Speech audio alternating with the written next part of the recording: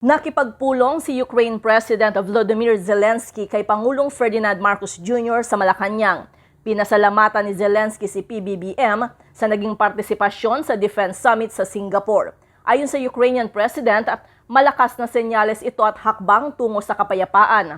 Hindi nag-abot sa Singapore ang dalawang leader dahil nakauwi na sa Pilipinas si Pangulong Marcos nang dumating doon si Zelensky.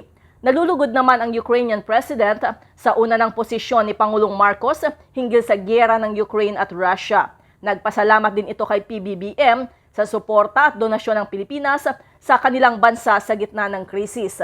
Sa panig ni Pangulong Marcos, sinabi nitong malaking karangalan na makaharap at makausap si President Zelensky sa halos parehong issue at sitwasyon ng Pilipinas at Ukraine. Umaasa ang Pangulo na makakikita sila ng Ukraine President ng mga paraan para parehong maresolba ang kani-kanilang kinakaharap na hamon.